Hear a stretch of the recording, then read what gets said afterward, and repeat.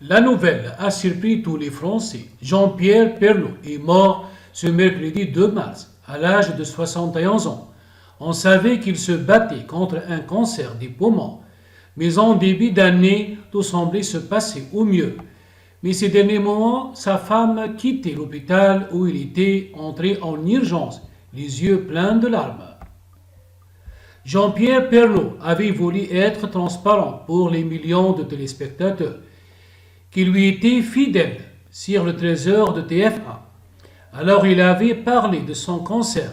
Un premier tumeur sur un poumon avait été opéré et lors de l'opération, une autre avait été décelée sur l'autre poumon. Pas opérable celle-là. Alors un traitement chimiothérapie et radiothérapie avaient été aussitôt mis en place. La star des GT était confiant.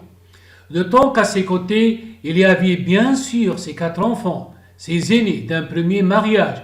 Julia, aujourd'hui gynécologue à Amiens et mère de 2 fillettes, et Olivier, père lui aussi d'un petit gars.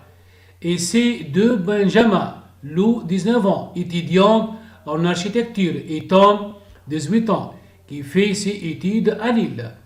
Mais il y avait aussi et surtout l'amour inconditionnel de Nathalie, Marquet, celle qu'il avait demandé en mariage lors d'une soirée au fil de l'eau en lui offrant un solidaire amoureux. Jean-Pierre Pernaut se révélait romantique.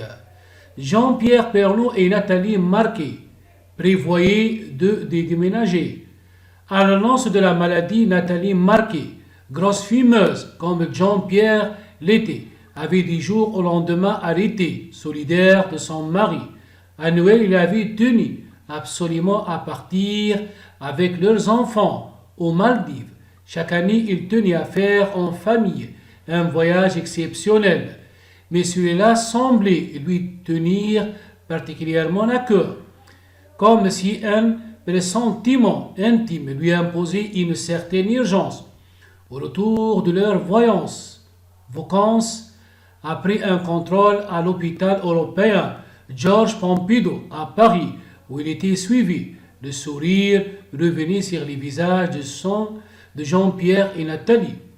Le PET scan, examen d'imagerie médicale, était encourageant. Récemment, sur son compte Instagram, sa fille, âgée de 19 ans, qui suit ses études d'architecte, se faisait poser des ongles fantaisistes, leur sombrée légère. Tom, lui âgé de 18 ans, était à Lille pour ses études. Tout semblait au bout fixe. Jean-Pierre faisait même le projet avec sa femme de quitter la maison de Louveciennes pour écrire un nouveau chapitre ailleurs, dans un lieu vierge. Tout est offert à toutes les promesses. Cependant, le crabe a souvent été sur le chemin de cette famille. D'abord, c'est Nathalie Marquet qui a dit se battre contre une leucémie. Puis en 2016, c'est le frère de Jean-Pierre, Jean-François Pernaut, qui est décédé des suites d'un cancer du foie à 74 ans. Depuis lundi 28 février, la rumeur s'était propagée. Jean-Pierre Pernaut avait été hospitalisé en urgence. Nathalie était à ses côtés chaque instant, chaque minute.